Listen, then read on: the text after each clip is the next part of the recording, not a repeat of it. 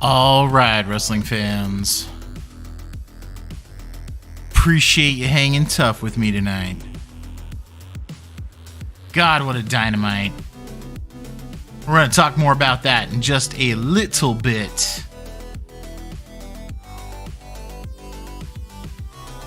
But we're going to go ahead and get this part going where you can see my face. And hello to all of you. Oh, man. We'll do an abrupt cut of the music right now. That's mainly for everybody on the live stream watching. And anyhow, with all of that, what a Dynamite indeed. Welcome everybody to Just My Take. I am O to the J. Some call me OJ. And yeah, it is Wednesday, September the 15th in the year of our Lord 2021. And let's be real here.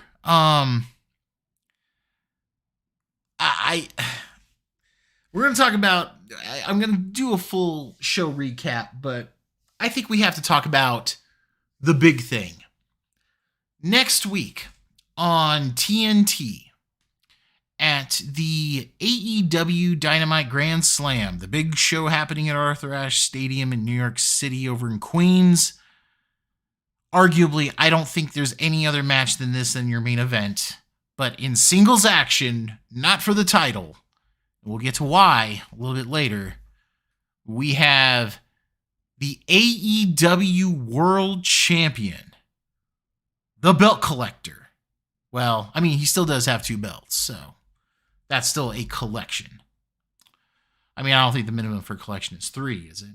If so, well, he should go to NWA and win that title, but I'm not going to go on that rant tonight. But anyhow, the AEW World Champion, the best bout machine. And I use that ever so deliberately. Also, number 1 in the PWI 500 this year. Much to a lot of people's chagrin, but either way you cut it, he's still that guy. He will go 1-on-1 with Bryan Danielson. Holy shit. That's all I have to say. Holy shit. And here's the bonkers thing about it. This meeting alone is pay-per-view worthy. Are we getting it on a pay-per-view? Fuck no. We are getting it on TNT next week because AEW is not fucking around. Cheers to that. And my God, the show itself was super entertaining. But before we get into the show, let's just talk about it for just a moment. Bryan Danielson, Daniel Bryan, whatever you want to end up calling him. He was in the main event of WrestleMania this year against Roman Reigns, who was number 2, right? In PWI 500. I honestly didn't even bother to look because all I cared about was where Kenny was. I make no bones about it. I'm a mark for Kenny Omega. But anyway, regardless though, Reigns could have easily been in that number 1 spot. Omega was 100% right on that. Because my God, what a year he's had. But it doesn't change the fact that Bryan Danielson, sorry, I'm still getting used to that myself, shared a ring with Roman Reigns and Edge in front of thousands of fans because that was WWE's first real live show with that many fans since the pandemic started a year and a half ago. So with that, that's a big deal. That's a damn big deal. I was one of those ones who watched WrestleMania, and I was cheering on Daniel Bryan to win or Bryan Danielson, back when he was Daniel Bryan. Amnesia in pro wrestling is a weird thing. But really though, I was one of those cheering for him, because for those who know me personally, know that I do not like Edge at all. I give him credit where credit's due on being able to have a good match. Like, I'm not going to just sit there and be like, the guy's in-ring work sucks just because I don't like him. I don't like him as a person. So that's the reason why. Just because of the shit he's done in the past makes me just not, I can't cheer for him. Anyhow, Christian Cage, though, is great. And we'll talk more about him in a little bit as well, as it pertains to the Elite. But my point is, Bryan Danielson shared a ring with those guys who were probably at the top of their game on the biggest stage in a year and a half, easily. And for him to go to that, to now wrestling Kenny Omega, who has I almost want to say a myth-like status about him almost. Because, and we'll talk more about it when we get there, Bryan Danielson called him the best bout machine. And, yeah, the best bout machine. That is, that's calling it back quite a bit into what Kenny Omega was in New Japan. And he's put on some bangers, some classics in AEW. But that myth is based around his time in New Japan. But regardless, we're getting that match on cable TV next week, instead of waiting for a pay-per-view where that buy rate alone would be through the roof. But we will talk more about that in a little bit, because there is a lot to unpack with Dynamite. I enjoyed the show, but I do admit I enjoy most Dynamites on the whole. But, we'll go ahead and kick things off with, so this is out in Newark, New Jersey, right? So they're kind of like based in New York, New Jersey, that area, while they gear up for, the big show next week. And we've got Excalibur. He's back on commentary. Congratulations to him for just getting married and taking that nice vacation. And of course, we got Jim Ross and Tony Schiavone, the great Tony Schiavone, which, again, I must state, and I will probably say this 1,000 times on this show over the course of 1 year, Tony Schiavone, his commentary and interviewing has been so on point. Like, the way he talks to Don Callis is just some of my favorite shit. And I love Tony Schiavone to death. He's so much better here than he ever was in WCW, in my opinion. Or back when he was in the WWF for a short time. People forget he was a part of the commentary team for SummerSlam 89, him and Jesse Ventura. Regardless, though, Tony Schiavone, just on point as always. And so anyhow, they're joined by CM Punk. And CM Punk comes out to do commentary. As they've been kind of hyping up this week. And because, Punk has had all those great times on commentary back in the day with, back when he was doing commentary for WWE. I think it was Main Event, or something along those lines. I cannot remember the specific show name. That was back in a time where I didn't watch as frequently. But regardless, still great stuff. Like, I've gone back and watched, like, a lot of the clips and all of that, and he's so good on commentary. But he's out for commentary on this. And so until we get to a point where it changes, we've got a 4-man booth, which I've talked to my roommate about, and he has said, and I completely agree, a 4-man booth is typically a bit much. AEW does a pretty good job of balancing it out with Rampage with what they've had so far. I'd like to see Mark Henry get a little bit more action in that regard for that. But I think all things in time. But it doesn't change the fact that four guys talking and trying to get all of that put together is it's a bit much. It's a bit much. They balance it out pretty well here. It's not perfect, but it's, still a lot of fun. And you can tell CM Punk is having a ton of fun. So CM Punk comes out, Cult of Personality is going off. And, Punk comes out, he's pointing to the fans, going around side to side, and decides to do a big leap from the stage into the crowd. So it's like he's doing a stage dive.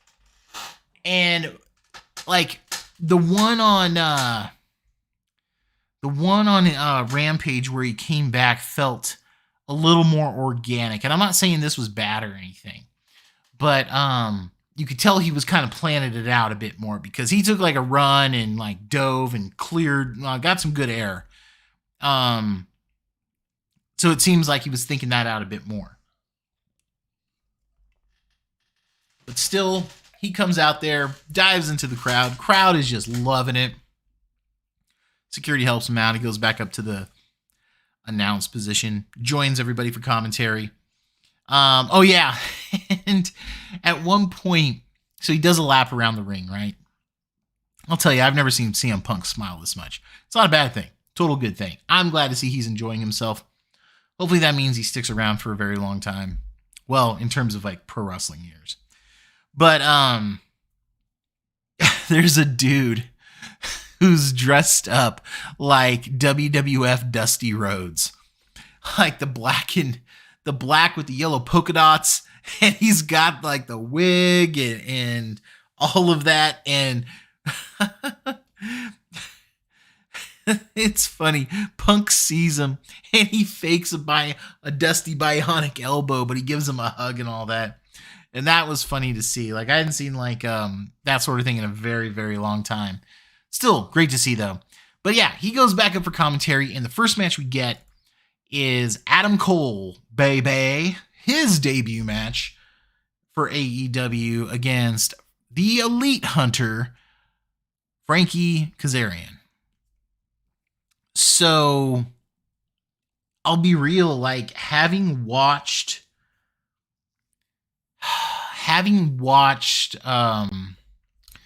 Adam Cole in NXT for the last 4 years, it was really weird to see him without like gold on his gear with the Undisputed Era. It was just odd. I was a big fan of the Undisputed Era when that was actually a thing. As a 4-man group, man, they were fucking great. But anyway, Cole comes out to new gear and it's black and white, and crowd is just super behind Cole, which I found to be very fascinating considering how heel he's supposed to be and trying to be. Still, the crowd's super behind him. I think they were just super stoked the fact that he signed with AEW instead of re-signing with WWE, and how that has been looking, but that's not for me to say. But anyway, Frankie Kazarian comes out next. Frankie Kazarian, that I haven't had a chance to talk about on the show yet. Frankie Kazarian, I think, has a top 5 motor in the company in terms of like when he's just going, he's going. Like that motor just goes. The guy's in phenomenal shape for being in his 40s. I think he's looking absolutely excellent. So something, Punk said during this match, that before I get into the, some of the specifics of the match, Punk talked about how, the Bucks ended Christopher Daniels' career. Not just, them as a tag team, but his career. SCU is a great tag team. Christopher Daniels had a hell of a run as a singles wrestler in TNA and Impact.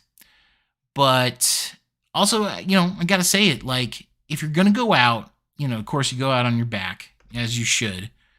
But not only should you go out on your back, like, if you can go out, like, challenging for the top prize in what you do, that's even better. Like, you put the champ over, put the next guy over, show goes on, all that good stuff. So, we got that with the tag team title match between SCU and the Young Bucks. So if that's Christopher Daniels' like last match, I don't know if he signed up to do any indie stuff. I mean, he could be out of obligation from when before COVID hit. those kind of things. Because, like, that's the thing with, what's his name? Leo Rush. Because he announced his retirement after he had that shoulder surgery. But he said he was going to fulfill his dates.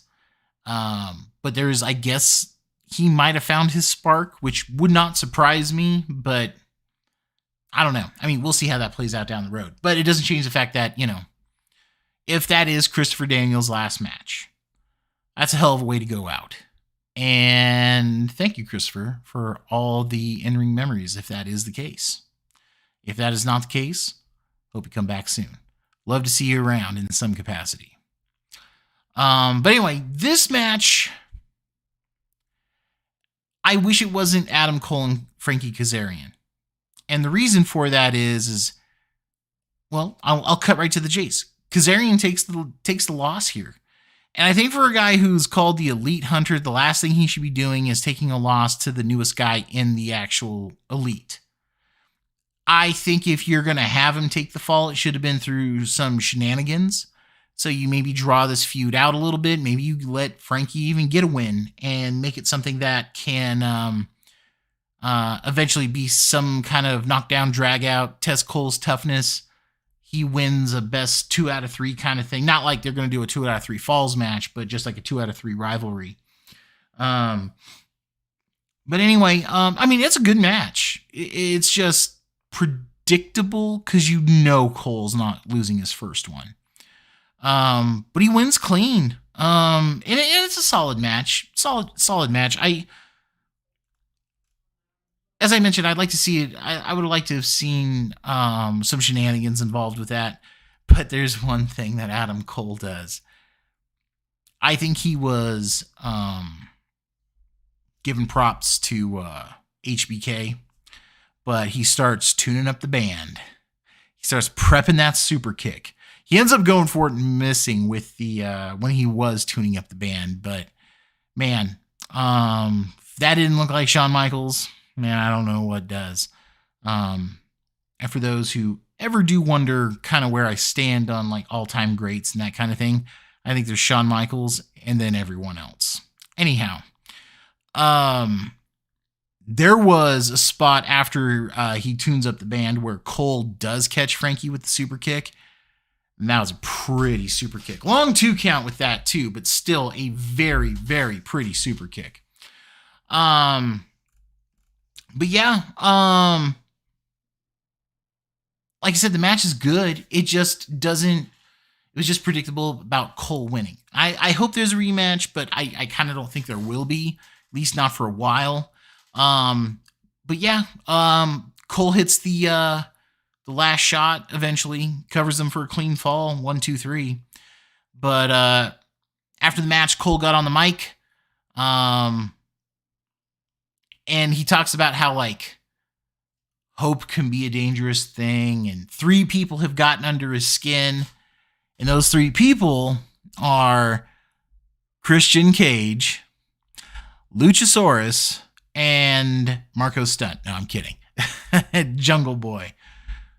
And basically, next week on Rampage, which is going to be the week after the the show after the Dynamite at Arthur Ashe. He challenged those 3 against himself and the Bucks. And what's funny about that is he says that the Super Click is back and that there's nothing anybody can do about it. So here's what I want to unpack with that. I think we're going to get a trios title very, very soon. The reason I say that, because we have a couple more instances where trios are mentioned. Trios are kind of like a bit more defined after tonight. And of course we have, a major kind of headlining trios match. Because like 6-mans were always kind of like if you go back to like the mid to late 90s and into the 2000s, especially in WWE, less in WCW, but especially in WWE, 6-man tags are thought to be filler.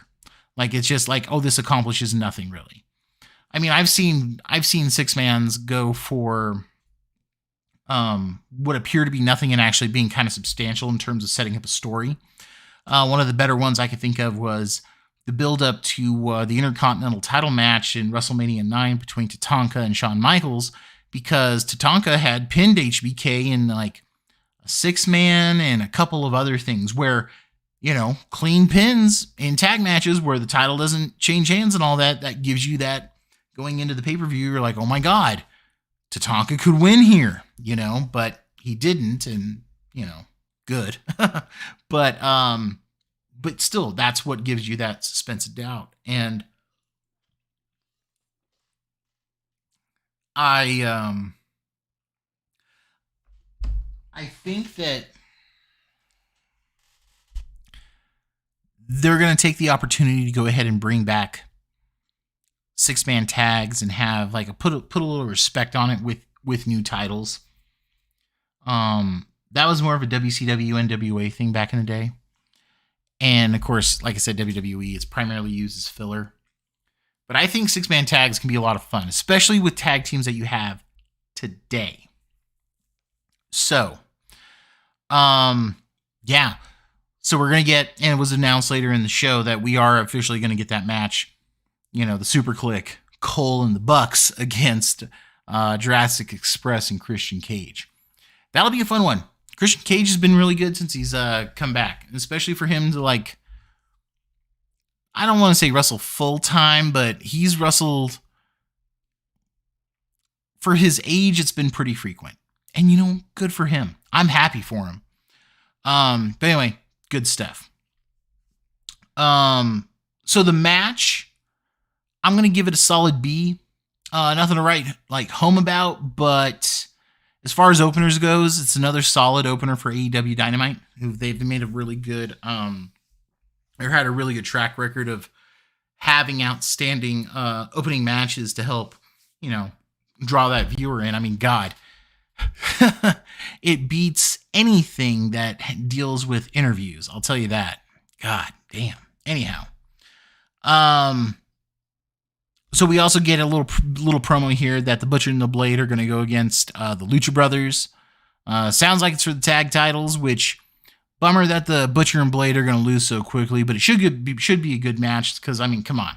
Luchas are not losing that title anytime soon. Yeah. So now we cut to another backstage segment, and it's Fuego del Sol with Spanish God Sammy Guevara. And Fuego del Sol is showing off his new car that he bought since signing with AEW. Because, Fuego del Sol is all elite. And he challenges Miro to a rematch for the TNT Championship. And this time he puts up his car in order to get another title shot. And we get a response from Miro later, but my God, Fuego del Sol putting up his car to go against TNT champion Rusev one more time. I mean, there's no... I think they're setting it up because Sammy Guevara was there for Guevara and Miro to have that title match down the line and not too far away. And I think Sammy Guevara is going to be the one to beat Miro and have a bit of a run with the TNT Championship. I question after that if Adam Cole will be the one to beat Guevara for the TNT title to be TNT champ for a bit. But I'll talk more about that a bit later on, because I kind of do think that would be the overall best way to go. But again, we'll talk about that a little bit more on. Anyhow, so MJF comes out. Oh man, crowd is just hating on him, and my God, he leans into how much of a dick he was being last week to the Pillman family. He called New Jersey the armpit of America, which I just laughed at. He rips on New Jersey a little bit, makes fun of Bruce Springsteen and all that kind of stuff. I think my favorite part, and this is what makes MJF such a good, not just heel, but overall performer. Like aside from his good in-ring work, he got the crowd so hot they were chanting, "Shut the fuck up, shut the fuck up," and he just soaked it in and just goes, "No."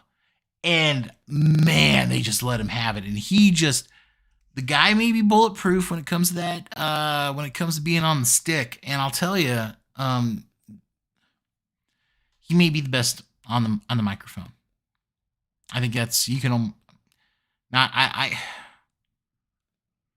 a lot of people will say you can almost say it. I'll say it. He is the best on the microphone right now. He says he'd like to have a conversation with Brian Pillman, and not Brian Pillman Jr., the late great Brian Pillman. And he starts talking like he's talking to heaven. He was like, "Oh, who am I kidding?" And he starts looking at the ground like he's talking to hell. "Brian, I gotta talk to you." He starts yelling at the ground. Like, god damn. Like, he is just leaning into it. He says that Brian Pillman Jr. is the worst second generation wrestler that he's ever seen, which I was just like, damn, like damn.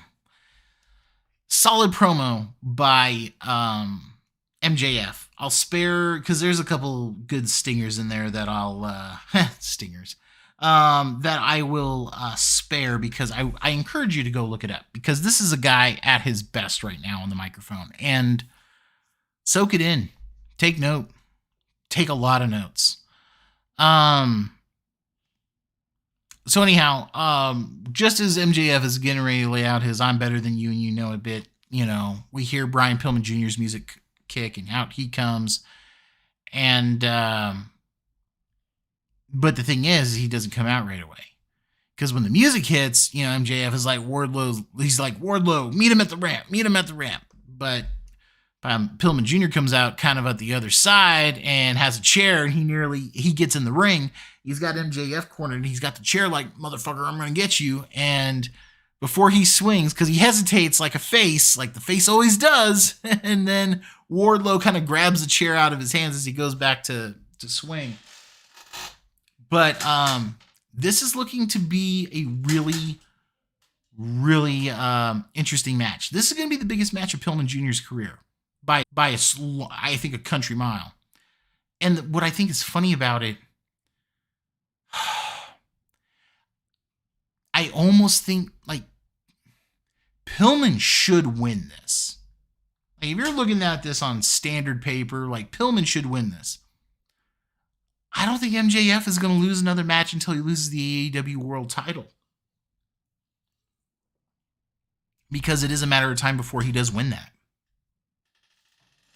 Like, that day is coming, probably next year. But anyhow, as you know, the heels run away in Pillman Jr.'s. Yeah. They cut back to a interview segment with JR and Pillman. And JR basically kind of leans into kind of what I was saying, like, "They embarrassed you. You're going to whoop his ass about it?" And like that kind of thing. And Pillman cuts a decent promo. He's getting better on the microphone, but he cuts a decent promo, talking about his dad and everything like that. So for the promo of MJF and the response that was actually recorded earlier in the day, I'm going to give this actually an A-. I'm liking the setup, because I think MJF is a walking A-. You know what I mean? And I mean that in the sense of, like, he could put absolutely zero effort in and be that. Pillman Jr. is starting to show out a little bit with this. I'm excited for him to see how he does with this opportunity. I don't think he's going to win. I'd like to see him win, but I don't think it will happen. But yeah, I'm liking the setup for this, because I want to see Pillman get these opportunities. I'm a big fan of his as well. We cut back to backstage. Alex Marvez is back there with Jurassic Express, and Jungle Boy. Anyhow, Jungle Boy.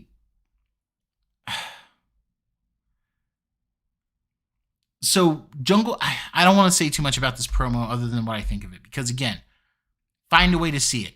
This is, in my opinion, so Christian Cage has been really good at like quick stingers. Like you can like go on a diatribe like Kenny Omega and just talk and talk and talk with Don Callis, not really make much sense and what have you. But Christian Cage has been like cutting people with what he says in Retaliation.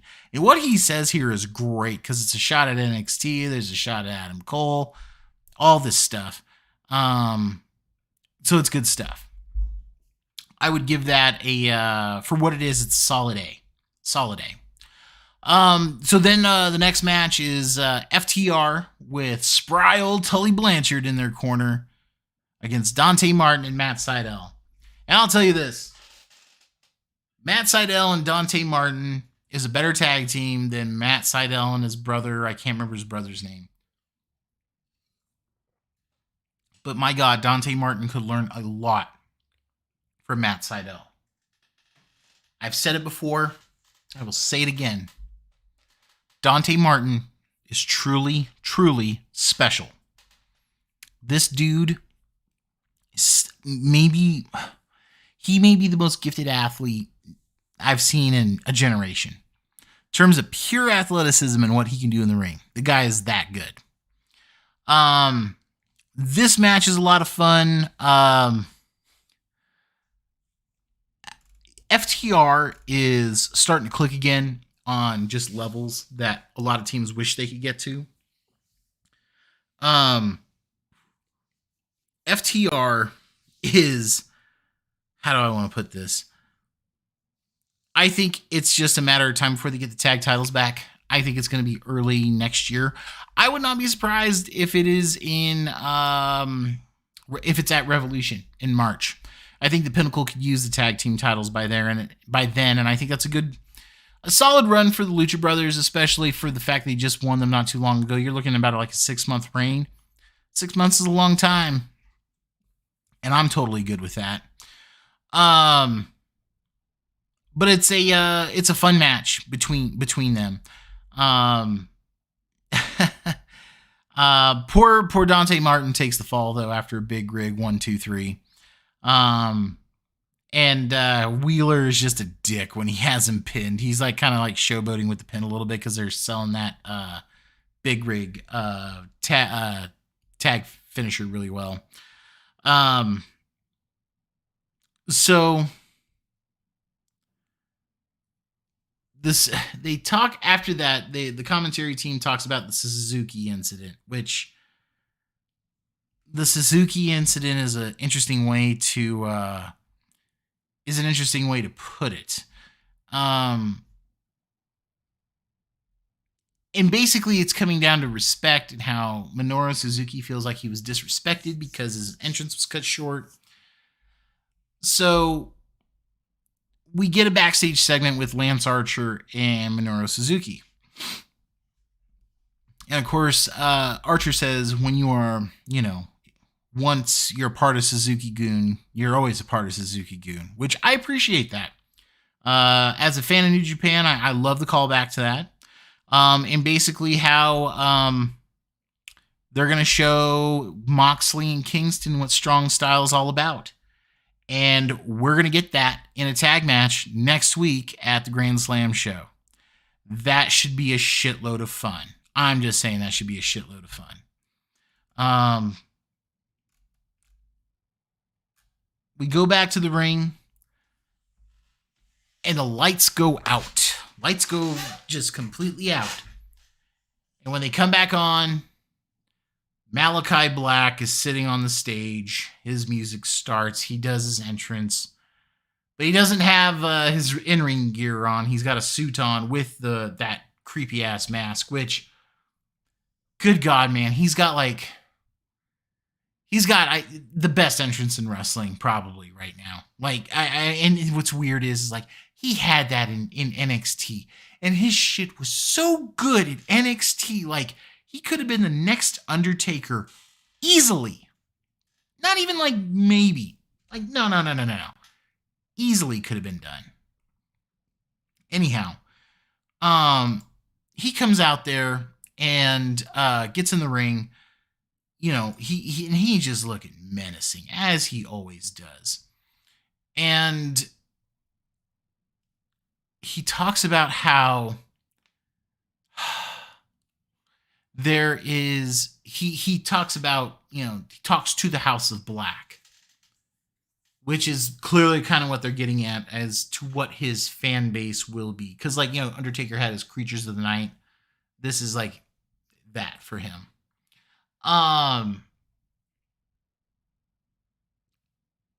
And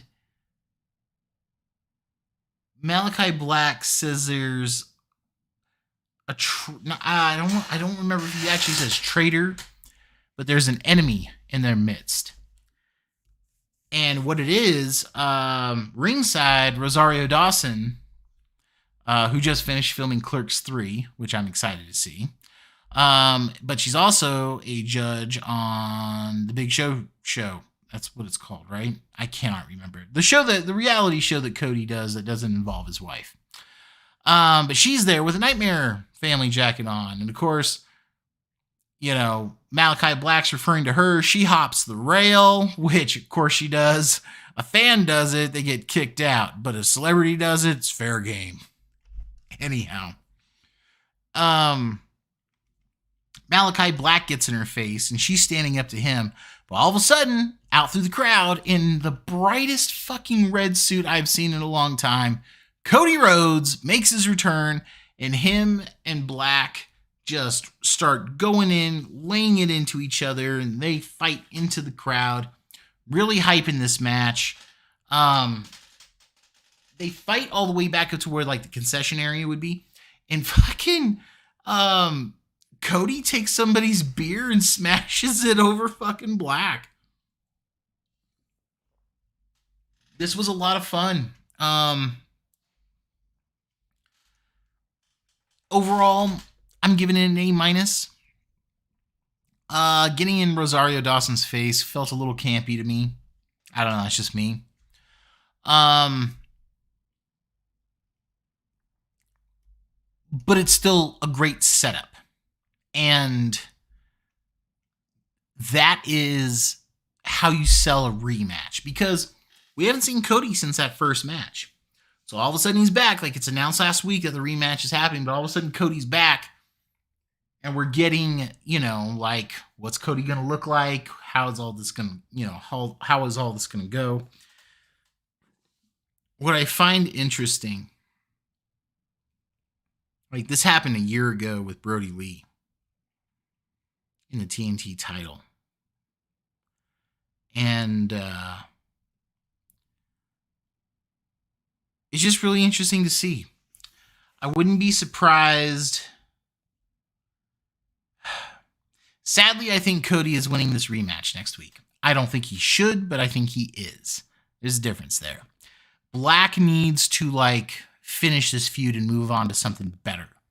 I need to see him in Pac or him in Miro, like, tomorrow. That's just my take. But until then, I'm excited for the rematch.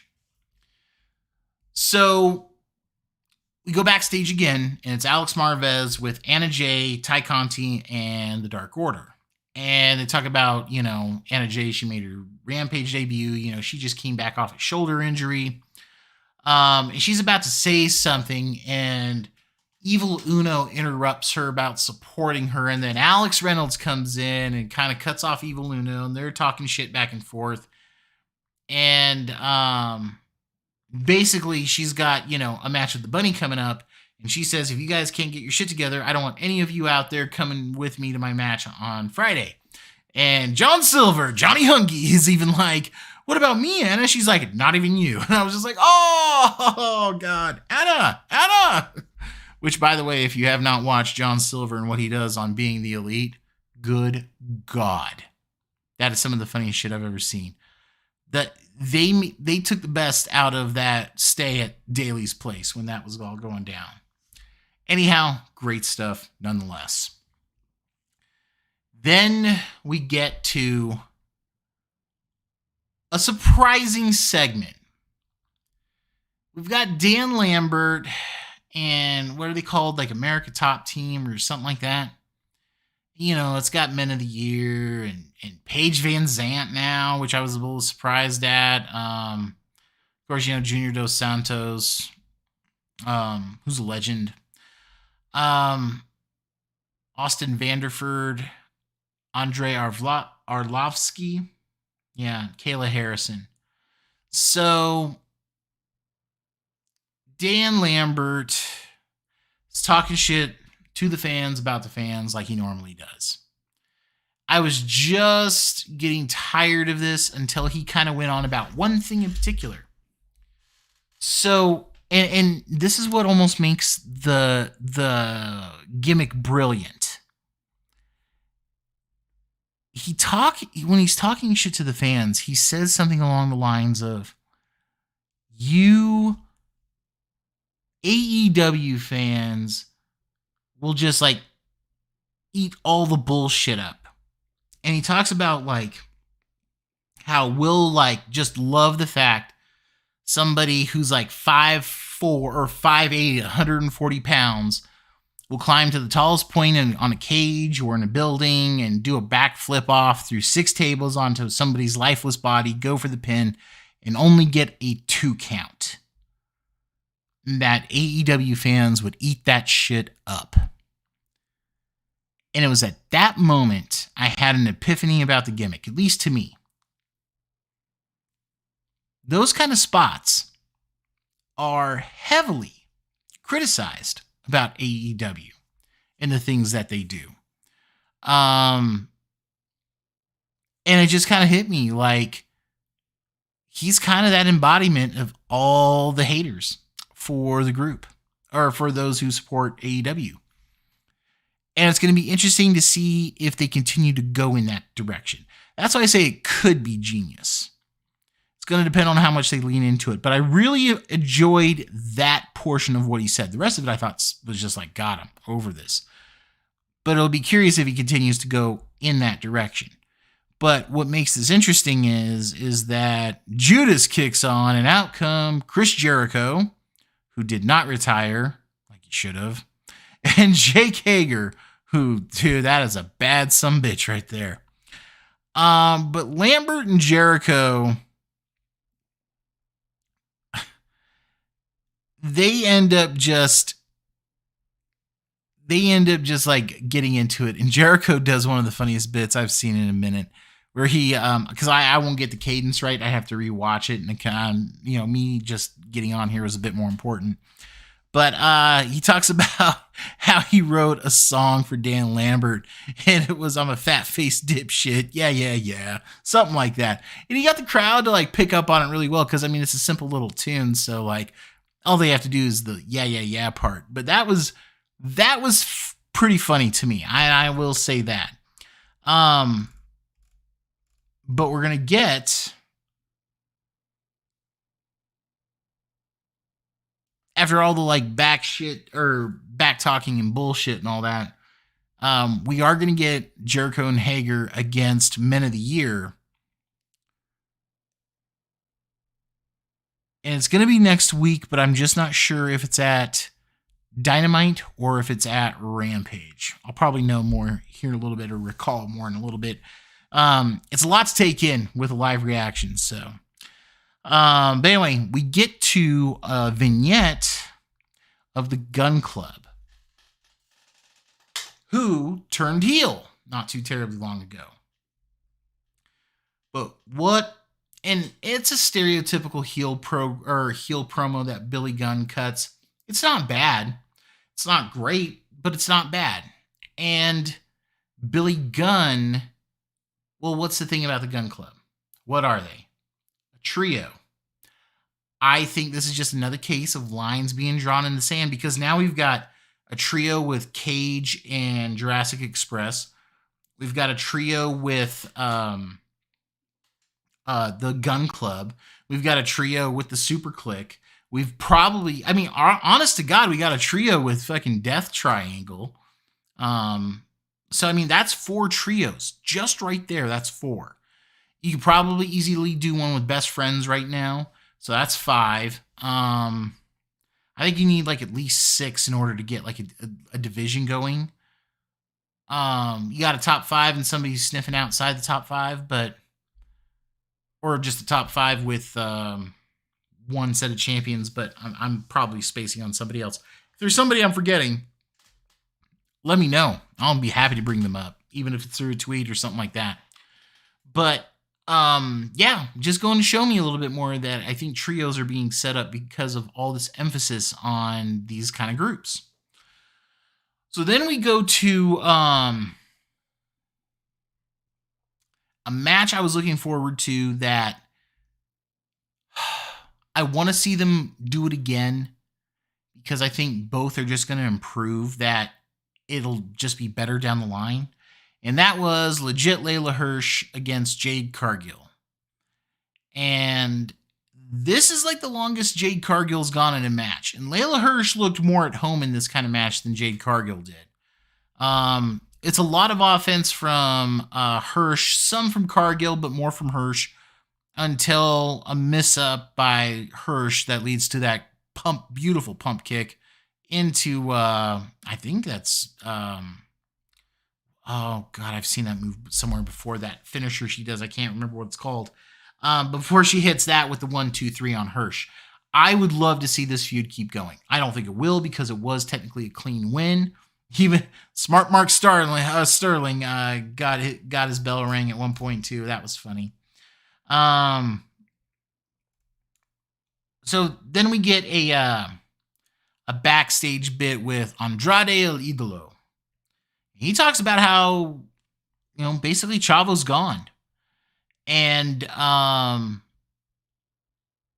commentary agrees with that too. But Andrade talks about how he doesn't really need help to beat anybody in AEW. Because Andrade had an issue with Chavo helping him win through cheating against Pac. So it makes it sound like that match is going to go on again or get a rematch.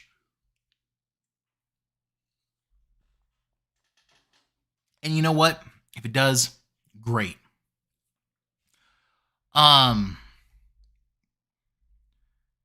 I'd like to see Pac win one against him.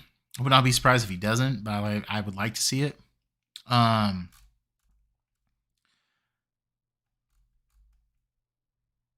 as the commentary team wraps up what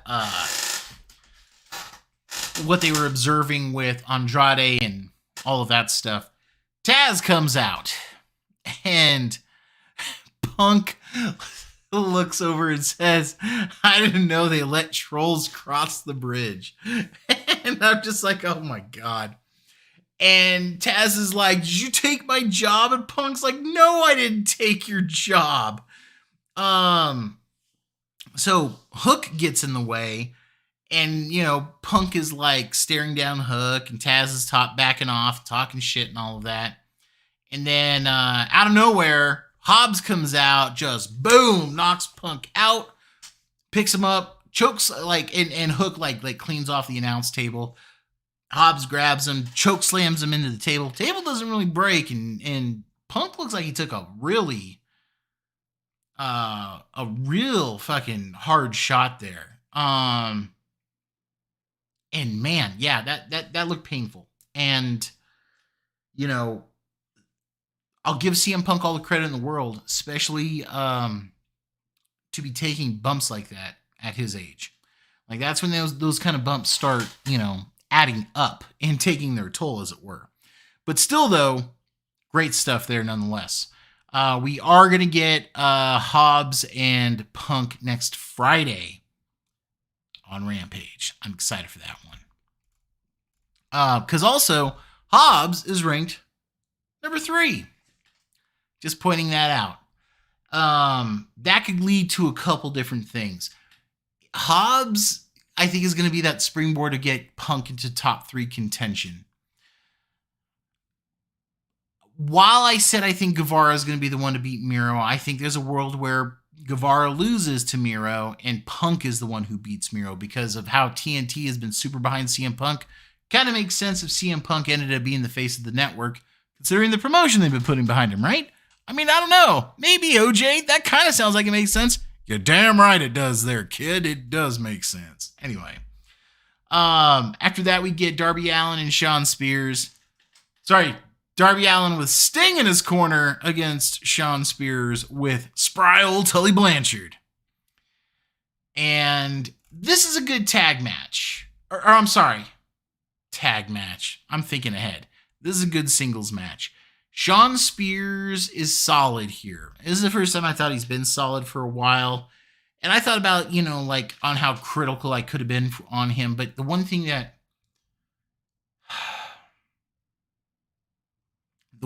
kind of sticks out regarding what's going on with Shawn Spears, it's been a lot of stop and go, or start and stop with him. Start to get something moving, then he can't travel, things like that, because he does live in Canada and all of that. It's a bummer that, like that Scorpio Sky feud was cut short. I was looking forward to that going.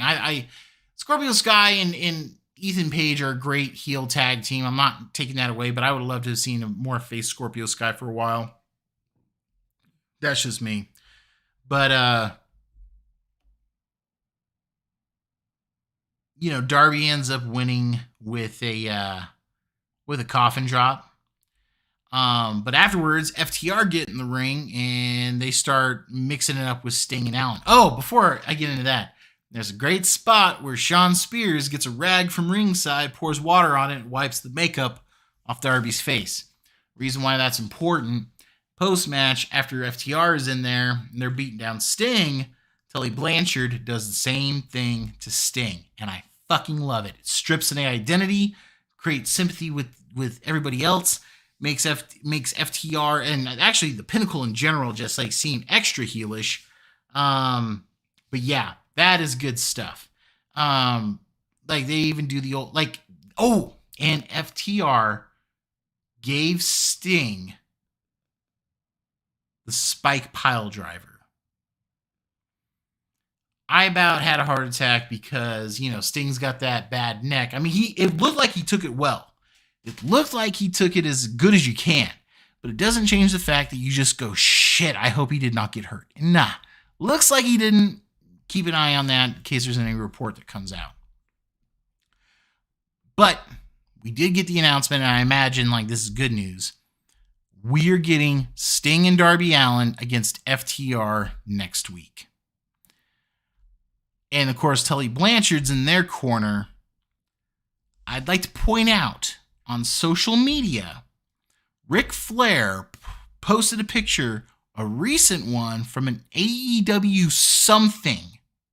Don't know what, but an AEW something of him and Ric Flair backstage for a pose. Flair talked about being friends forever. Sting retweeted it, talked about mentor, friend. Maybe in Queens at the Grand Slam show, we could get Ric Flair in the corner of Sting and Darby Allin. Now, I'm saying it could happen. I think there's a better than good chance it happens. I mean, we'll see. I could be totally fucking wrong, and I admit that. So here's where it gets a little dicey, and I think it's good to actually talk about this. Ric Flair has gone on record talking about when he was, ill, in a coma, everything going on with that, colon issue. He talked about how only certain people reached out. That's why he talks about so highly of Hulk Hogan. Hulk, I guess, showed up there. Things like that. Diamond Dallas Page is one of them. Tully and Arn didn't reach out. And Flair's talked about how, that hurt. And talked about how they're not really on good terms anymore. And this is a group that was inducted into the Hall of Fame together, the Horsemen. You had J.J. Dillon, you had Tully Blanchard, Arn Anderson, Barry Windham. Because, Ole Anderson ain't accepting no fucking award. He's not going to get within fucking 20 feet of Ric Flair either. But doesn't change the fact that, especially Arn Anderson, when you think of Ric Flair, you often think of Arn Anderson as always kind of in his corner kind of thing. But I could see if Tully and Nate and Arn smooth shit out. I could see Rick, Slick Rick, mind you. I could see Slick Rick doing the whole, yeah, I'm in their corner, and then just turn on Sting one more time, because that is what horsemen do. Horsemen turn on Sting. I mean, I could be totally wrong. I'm just saying it could happen. And my God, that would be badass. Then we get to, the match. I nearly forgot. I meant to give that a match, or give that match a grade. And Tully and or not Tully, Darby Allin and Sean Spears, I'm going to give a B+. It's a solid match. Everything that happens after the match kind of really enhances it, and with what they're setting up. So it's a solid B+ for me. And so after that, we get to what I feel is the segment. We get to the segment of the entire show. So we get this one little bit here where Bryan Danielson's talking about the Elites. It's like backstage film thing. They showed it last week too. Talks about how, like, he wants, he's like, what's so great about AEW is everybody's hungry, everyone wants to prove themselves. And he's here, like, I'm here, I'm game, let's go. But he's, pointing out Kenny Omega. And he keeps, pointing that out. And Tony Schiavone's in the ring after that package. He welcomes Bryan Danielson out. Comes out to a huge pop. And as he goes to talk, Don Callis interrupts Bryan Danielson. And out comes Don Callis and the real world's champion, as I call him, Kenny Omega, just being a total asshat, and I'm here for it. And watch this promo, because Danielson and Callis are just playing the crowd. They're not even being slick about it. They're just playing the crowd, teasing Omega and Danielson. And Danielson's doing the whole, like, I'm not here to talk to you. I'm here to talk to Kenny Omega. And so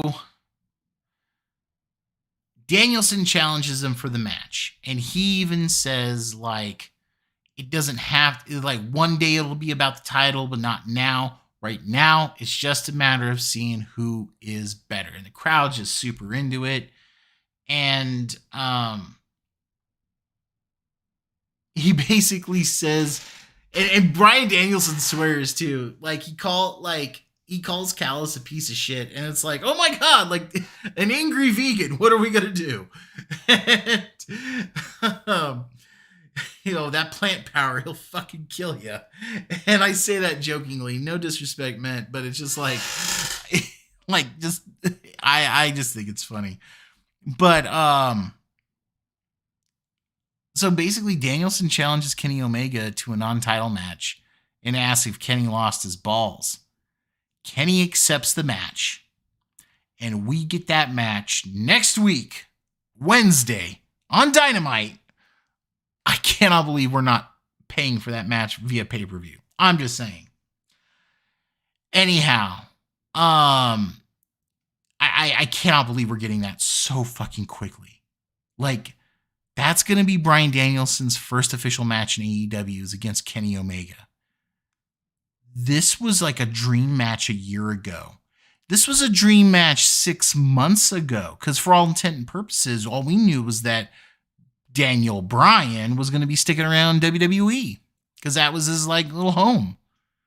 But no, Bryan Danielson is in AEW. And Bryan Danielson, who called out the best bout machine like that too, like, I'm here for the best bout machine. We're going to get it. We're going to get it. And that's just fucking mind-blowing. I'm so here for it too. We get quick backstage promo of basically Miro accepting Fuego del Sol's challenge. I think this is the first time he doesn't mention his wife, which I think is kind of funny, but still great stuff. because Miro is just a scary man. Cut to Matt Hardy backstage, and he talks about how, like, Orange Cassidy, you broke my nose. Nobody does that. I'm going to take your hair and everything else. And then next week's Dynamite, next week's Rampage are going to be both 2-hour-long shows. Normally, I wouldn't do a Rampage review, but honestly, I might for next week. I'm thinking about it just because of how big those shows are going to be. And I don't mean any disrespect to Rampage, but I'm a busy man. I got shit I got to do. It doesn't change the fact that, nonetheless, like, I might have to hit this one. I might have to. So here's the breakdown for both nights, Wednesday and Friday, and then we'll get to the main event. Now, the Rampage show isn't fully fleshed out yet. I think they're going to do that this week. So next Wednesday, we get Malachi Black and Cody Rhodes. We get Jon Moxley and Eddie Kingston against Minoru Suzuki and Lance Archer, which I'm looking forward to. Brian Pillman against MJF, which, oh man. A CM Punk Live interview. And the reason for that is I'll get into that here in just a brief moment. Britt Baker with Rebel, not Reba, in her corner will defend the AEW Women's World's Championship against Ruby Soho. And then, of course, Sting and Darby Allin against FTR. That's next Wednesday. Set for next Friday. And it sounds like that show is going to be filmed at the same spot. We'll see. We're going to get the Super Click back at it. Adam Cole and the Young Bucks against Christian Cage and Jurassic Express. We're going to get Powerhouse Hobbs with Hook in his corner. And Hook in this graphic had trunks on, so it looked like maybe he's going to debut soon. I'm really curious. But we're going to get Hobbs against CM Punk. And then, of course, we're going to get Jericho and Hager against Men of the Year with Dan Lambert in their corner. That's what we got so far for next Friday. We will see how it turns out. Like I said, I think they're probably going to flesh out more this coming Friday. Make Rampage something to watch. And I watch Rampage. I enjoy it. I just don't have it in me to do more than one live stream review a week. Anyhow, on to the main event. Jon Moxley and Eddie Kingston against 2.0. And, of course, they got Garcia in their corner, Daniel Garcia, who I think is special. I really, really do. This is just a standard tag match. And there's nothing wrong with that. Like, the crowd pops when Kingston and Moxley are doing whatever they need to do. Great stuff there. They got a nice little tag finisher now where it's like a lariat suplex combo where it looks almost like, I can't remember if he does it like a butterfly suplex, where Moxley has him in that, and then as he's taking him over, Kingston comes in with the clothesline. Doesn't look bad at all. I like it. But afterward, Minoru Suzuki's music plays, and out comes Minoru Suzuki, who has 7 stitches from last week with his match with Moxley. And he's got a smile on his face. Suzuki makes his way down to the ring. Moxley and Kingston both face him. You know, Suzuki gets on the crowd, and he's kind of like cheering the crowd on, like, come on, get behind me. And the crowd's getting back into it, and they're like getting into his music and everything like that. So I think like people like have done the research as to kind of what they were talking about with the Suzuki incident and things like that. I think we're going to get a lot more of that coming up. And next week should be just a banger of a match. I hope they turn it into a tornado tag. That'd be fun. But Archer comes up. Archer comes up and snags Kingston, and then Moxley and Suzuki start battling, smacking at each other. Basically, they fight. Both groups fight into the crowd as Dynamite comes to a close. It's a fun way to end it. I think the ending with the fight and a bit more action's better than what we ended up getting like last week, where it was kind of him, Moxley, just celebrating in them with that crowd in Cincinnati. I get why, since he's from there and all, but that's just my take on that. Get it? My take. Anyway. This show was a lot of fun. I had a blast with it. I'm going to give this an A-. Yeah, A- overall. I cannot believe, actually, you know what? I'm sorry. I'm giving this an A. Solid A, because of the segment alone between Bryan Danielson and Kenny Omega. Because, guys, again, this is the year 2021. We are getting Bryan Danielson and Kenny Omega one-on-one, not for the title, but one-on-one next week on AEW Dynamite. Like Tony Schiavone said, God, I love pro wrestling, and I do.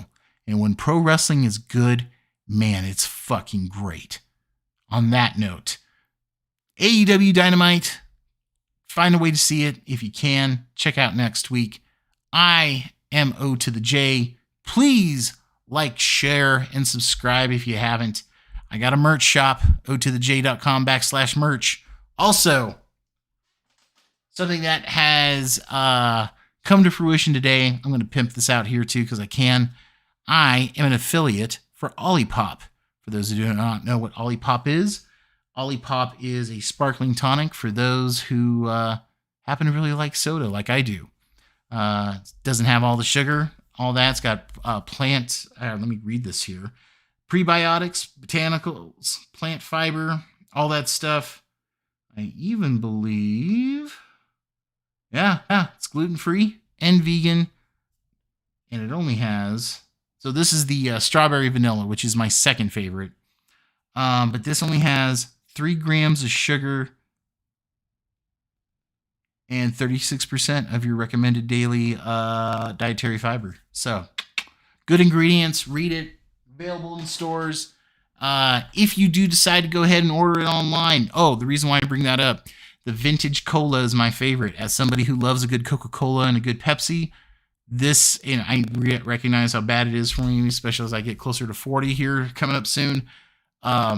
This stuff just may help me kick that love affair of Pepsi and Coke.